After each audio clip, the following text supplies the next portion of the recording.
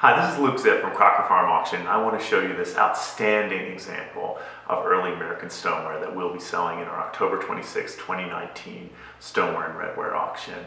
So this really is one of the finest examples of American stoneware that we have ever handled in our over 15 years in the auction business.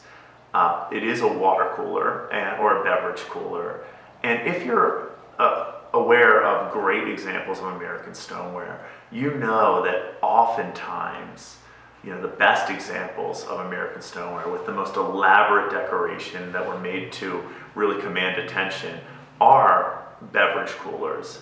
And that's because, jars, jugs, churns, they were made just to serve a functional purpose. They didn't really get a whole lot of attention. But coolers, they were just this perfect opportunity for a stoneware potter to really showcase his skills and make a piece that would get noticed. So the medium of stoneware, by its design, will keep a beverage cool.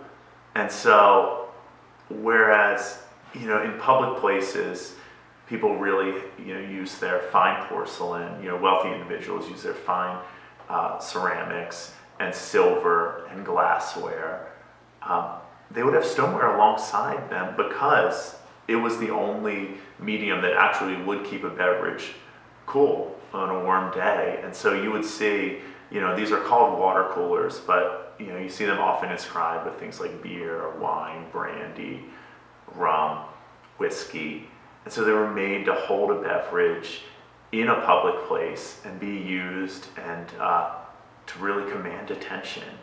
And so you see very typical, water coolers from New York State, which is where this was made, in this kind of jug form, with just kind of maybe a little bit of incised or brushed decoration. But also you will see potters would use the cooler form as an opportunity to really make a splash. And so this piece, does just that. It makes a splash. It made a splash when it was made in 1825. It makes a splash and commands attention to this day. As you can see, it has an incised decoration, which, if you aren't aware, incise is where they used a needle tool to actually carve into the clay and then highlight it with cobalt oxide. But it's this beautiful, incised, free-flowing decoration of a mermaid. And you can see, not only did they incise the details of the mermaid's fishtail, but then the potter, carved details here, the little scales coming off. And then he took a little circular object and just impressed over and over again all of the scales on the mermaid.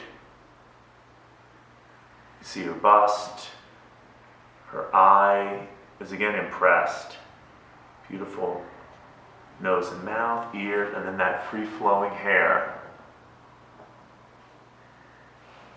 It's just what you want for a decoration on American stoneware, where it's fine and artistically executed, but it also fits, the stoneware form. There's something also just that makes it a beautiful object of folk art, the way that it's executed. It's beautiful cobalt oxide highlighting it, and it really fills the whole front in in a way that does really command attention.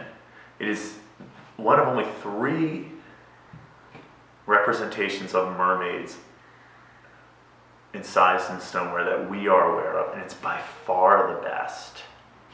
But not only does it have a mermaid, on the side it has this classical seahorse, which is reminiscent of motifs on scrimshaw, on weather vanes. It's this very folky horse on serpent's body, and again, incredible incised detail that fills the side.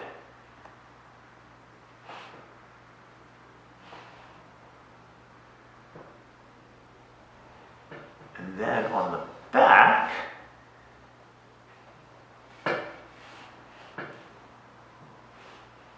we know who it was made for and where it was made. So it's Charles S. Brown, Cornwall, which is Cornwall, New York. and it's August, I believe, 17th, is that it? Yeah, August 15th, 1825. And what's awesome, so first of all, this is a very, this kind of design on either side and beneath it is kind of a take on what you would find from like Crolius in Manhattan, maybe even a generation earlier. By 1825, the type of stoneware that began that uses the beautiful incised decoration that really put Manhattan on the map for stoneware production expanded outside of Manhattan, up the Hudson River is one direction where stoneware potting went. And so Cornwall, which is about 55 miles northwest of Manhattan, became a major potting center. It's one of the most significant potting centers in New York State, outside of Manhattan. It was where the Clarks, Nathan Clark, first established the pottery, and then relatives, the Bells, and then also the Matchetts were major potters there. But Moses Clark Bell was one of the most talented stoneware potters there in Cornwall, and he was the potter of this water cooler. What's awesome is we sold a presentation cooler that was signed MC Bell and also said Cornwall on it, and was dated, it was I believe July 27th, 1825.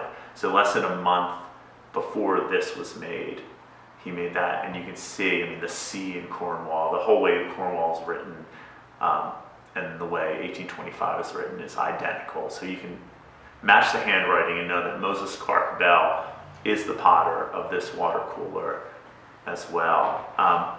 But you can see with this piece, it really is the type of stoneware that we started over 15 years ago. It's the type of piece that really we would just be, it would be a dream that we could ever handle something like this. Normally, growing up and looking at Donald Blake Webster's book on American stoneware and looking at the Remensnyder collection in the Smithsonian, and just salivating and thinking, that'd be awesome just to handle something like that, just to pick it up. Really, the type of early, important, incised American stoneware that you find only in books and museums. This is one such example. It really is something that is remarkable that it's still in private hands. And it's just a very rare opportunity to get an example of early American stoneware that ticks all the boxes, both in historical significance, artistic representation and quality, and then also has presentation inscription with where it was made, which can be matched up to a positive identification of the potter itself. It's just outstanding, and we're thrilled to offer it in our October 26th Stoneware and Redware auction.